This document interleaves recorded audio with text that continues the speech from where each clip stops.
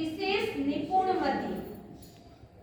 विशेष है ना, अच्छे एकदम सद्बुद्धि, जिसके पास में सुमति हो, उसको कहते हैं विशेष निपुणमति।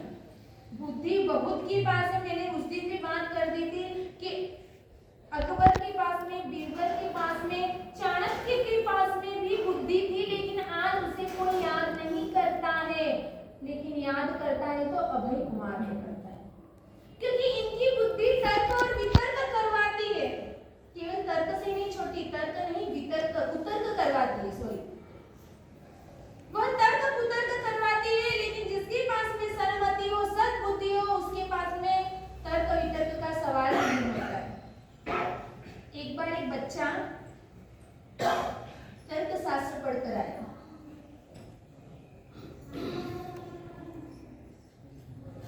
घर पहुंचा और वह बैठा हुआ था। टेबल पर 2 आम पड़े हुए थे। माता को कहने लगा कि माँ देखो इस टेबल पे कितने आम पड़े हैं? कितने पड़े हैं? 2। माँ ने कहा हाँ बेटा। बोले माँ मैं इसको 3 करके बताता हूँ आपको। माँ भी बैठी रही। माँ को कि मेरा बेटा तर्क शास्त्र का अध्ययन करके आया है।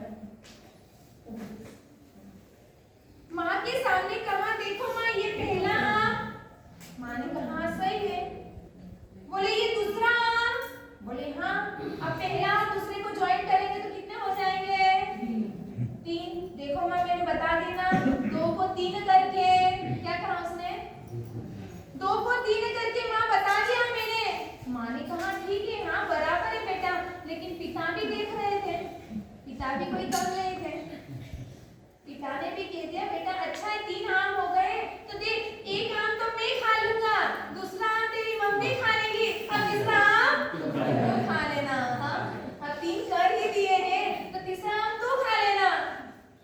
जहाँ पर ऐसी बुद्धि होती है वहाँ पर तर्क के साथ में कुतर्क होता रहता है, लेकिन समाधान उस चीज का नहीं निकलता है। जिस तरह से उस व्यक्ति ने, उस बालक ने 2 के 3 आम कर दिए, लेकिन समाधान उसका नहीं निकल पाया, वैसे ही हमारे यहाँ पर भी बुद्धिशाली तो बहुत है, लेकिन बुद्धि का दुरुपयोग बहुत करते हैं। आज जितने भी वृद्धाश्रम है किसके कारण खुले हैं? सभी वृद्धाश्रम के अंदर अगर आप जाकर देखो तो कोई गरीब के माँ बाप नहीं मिलेंगे, बुद्धिशालियों के माँ बाप ही मिलेंगे। कोई डॉक्टर के माँ बाप है, कोई वकील के हैं, कोई किसी के हैं, कोई इंजीनियर के हैं, सब ऐसे पढ़े लिखों के ही माँ बाप वहाँ पर रहते हैं।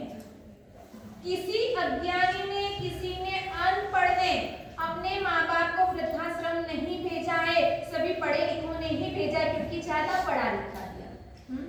बेचारे माँ बाप अनपढ़ थे, बच्चों को ज्यादा पढ़ा दिया, उन्हें शर्म महसूस होती है, उन्हें अपनी इमेज का सवाल दिखता है, हमारी इमेज घट जाएगी, कम हो जाएगी, उसके लिए वह अपने माँ बाप को वृद्धाश्रम भेज देते हैं।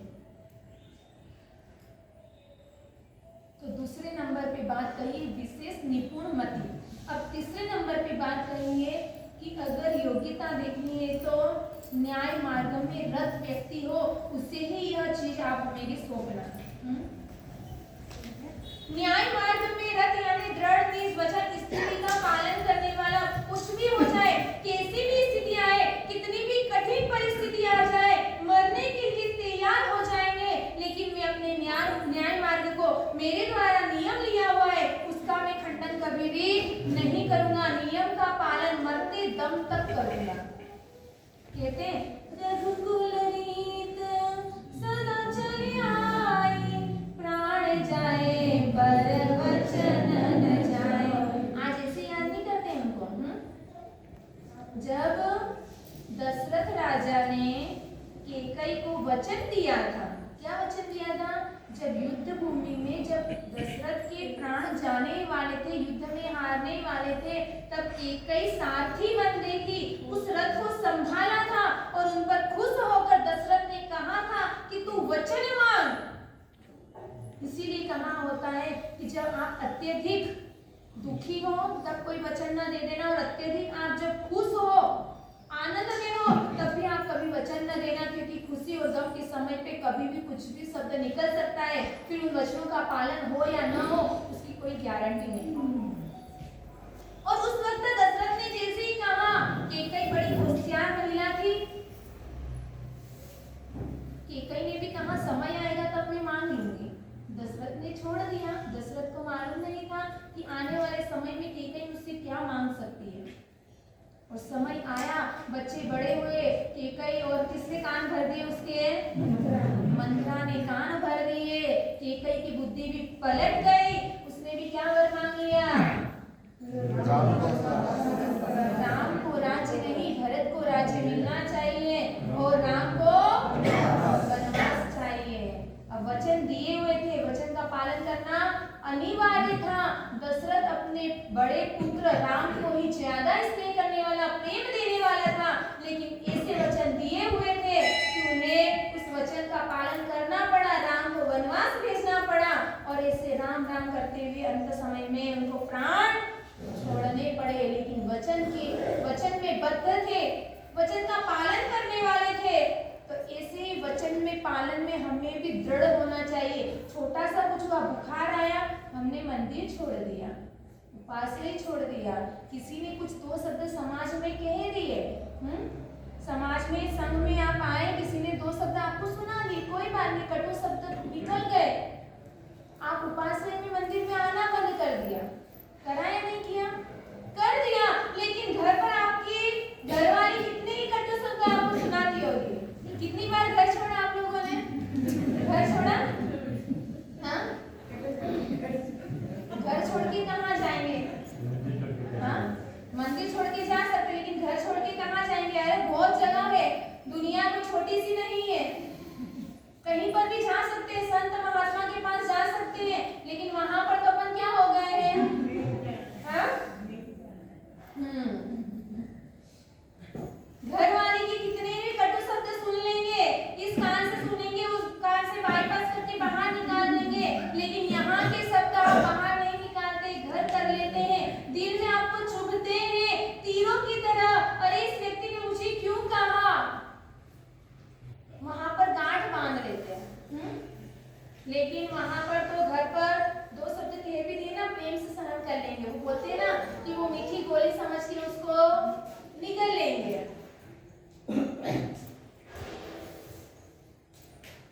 लेकिन कोई भी धार्मिक कार्य हो, अपनी बात चल रही दृढ़ वचन स्थिति की, हम अपने नियम में, कायदे में कितने दृढ़ हैं? भगवान महावीर के कितने श्रावक थे? कितने श्रावक थे? बस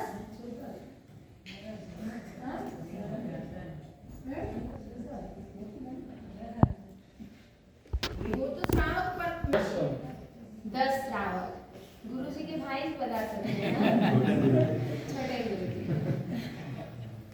आनंद, कामदेव, ये ऐसे 10 श्रावक थे। उन्होंने जब प्रतिमा धारण की थी तब कितने कितने परिश्रम उनको उपसर्ग आए थे, लेकिन उन उपसर्गों से वह चलित नहीं हुए थे। कवड़ यक्ष, जो कवड़ यक्ष बने, वह भी क्या थे पूर्व में? एक शराबी, जुआरी। इतने परेशान हो गए थे माता पिता उससे कि अरे मैं इतना धार्मिक और मेरा बच्चा ऐसा शराबी, शराब में ही लटपट रहता है हमेशा। वो सोचने लगी कि इसका उद्धार कैसे होगा। जब आखिरी समय देखा कि अभी किसी से मानने वाला नहीं, माता पिता से मान नहीं रहा, उसका कहना नहीं मान रहा, उस वक्त उस सेठ ने सोचा कि अब मुझे क्या करना, किसके पास ले जाना है? हाँ? जब कुछ भी चारा नहीं बचता है ना दुनिया में, हर चीजों से जब थक जाते हैं अपन, और आखिर में जाकर किसके पास जाते हैं अपन? पूरी दुनिया में भटकने से पहले ही आ जाना चाहिए ना, तो पहले ही सॉल्यूशन मिल जाएगा। पर हम ये नहीं करते, पहले हमें दूसरों पर विश्वास होता है। वह सेठ जी भी अपने पुत्र को लेकर गुरु भगवंत के पास पहुंचे। ज्ञानी गुरु भगवंत थे। जैसे ही गुरु भगवंत, क्योंकि वो भी जाने वाला थोड़ी ना था, ऐसा व्यक्ति गुरु भगवंत के पास जाने के लिए तैयार भी नहीं होगा, लेकिन फिर भी पिता ने कहा कि मैं तुझे कोई नियम नहीं दिलवाऊंगा, बस तू मेरे साथ चल।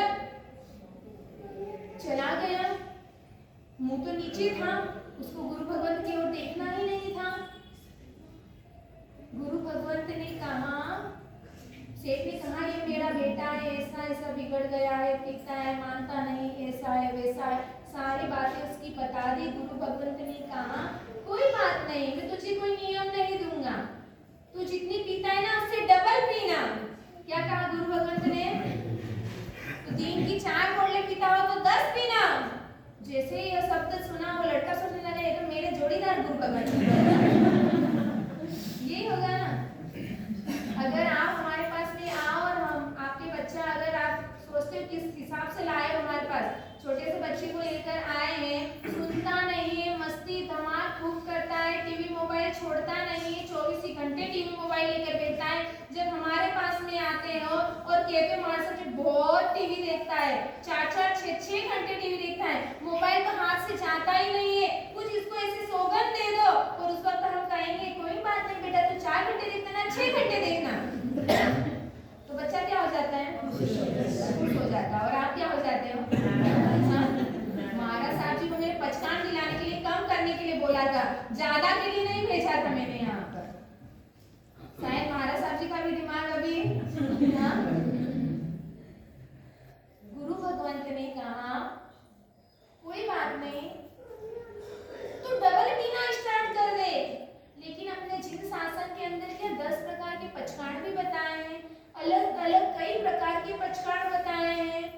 मुट्ठी संयम, गंठी संयम, कि मुट्ठी पीट कर पचकान पालना, गांठ लगाओ जब तक आपका पचकान गांठ खोल दे तो पचकान से मुक्त, ऐसे पचकान भी अपने इसमें बताएं। पीना तो खूब पीना, तो जितना कुछ करना तो करना, लेकिन जब पीना हो ना उसके पहले एक नियम रख लिए, तो गंठी संयम, मुट्ठी संयम कोई सा भी, कि मैं पीऊंगा जब तक नहीं पीऊंगा, जब तक मेरी गठान लगी जब तक मैं नहीं पीऊंगा, गठान खोली जितनी पीना हो तो पी लेना। उस लड़के को तो मजा आ गया, ऐसे पचकान अपने को कुछ कम करना नहीं, पालना नहीं, अच्छा है गट्ठी से उनका पचकान ले लेता हूँ। पचकान लेकर आ गया कि गुरु भगवंत ने तो कह दिया तो सारी छोड़, कुछ नहीं करना है तुझे। गया, कितने ही दिन व्यतीत होते जा रहे हैं, रोजिना की जो उसकी रूटीन थी वह रूटीन क्रिया चलती रही, लेकिन एक दिन वो गांठ नहीं खुली, लेकिन वह अपने नियम को, उसने उसके नियम को भंग नहीं किया, तोड़ा नहीं, और उसी का प्रभाव है कि वहां पर तड़पने लगा पीने के लिए, लेकिन उसने नहीं पिया। मित्र कहने लगे अरे कुछ नहीं, आज गांठ नहीं खुली तो कोई बात नहीं, पी ले, नहीं तो मर जाएगा, उसका प्रायश्चित ले लेना। लेकिन उसने कहा कुछ भी हो जाए, प्राण चले जाएंगे, लेकिन मैं इसको नहीं पीऊंगा, जब तक गांठ नहीं खुली जब तक नहीं पीऊंगा, नहीं पीऊंगा। और ऐसी परिस्थिति बनी, गांठ नहीं खुली और वहीं पर उसने प्राणों का त्याग कर दिया, और उसी नियम के कारण वह व्यक्ति क्या बन गया? कवड़ यक्ष बन गया। दारू जैसा पीने वाला, शराबी जैसा शराबी भी जो दुर्व्यसनों में फंसा हुआ है, लेकिन वह भी दृढ़ निश्चय उसका बना हुआ था।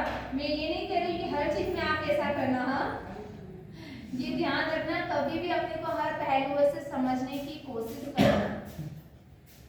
हर पहलुओं से समझेंगे तो हमारे लिए लाभदायक बनेगा, हानिकारक नहीं बनेगा। एक माझा भी प्रवचन में आए, और प्रवचन में हमने कहा, जब आधी अधूरी बातें सुनते ना तब यही घटना घटती है। हमने कहा कि सीता का हरण हो गया, बेचारी वो घर चली गई, 2-4 दिन के बाद में आए और कहने लगे महाराज साहब जी हरण का सीता कब बनेगा? हाँ? अरे हमारा कहने का मीनिंग था कि रावण ने सीता का हरण कर लिया, वो बेचारी सोचने लगी कि सीता तो जानवर बन गई, हरण, अब वो हिरण की सीता कब बनेगी? तो ऐसा अर्थ का अनर्थ हो जाता है। जब हम ध्यान से नहीं सुनते, कभी झपकी लेते लेते सुनते हैं, तो हमारी बातें बाहर चली जाती है। कभी भी सुनना हो तो एकाग्र चित्त से सुनना, तटस्थ होकर बैठना। ऐसे तो सुनने का तरीका होता है खड़े खड़े जिनवाणी सुनना, लेकिन कोई बैठता है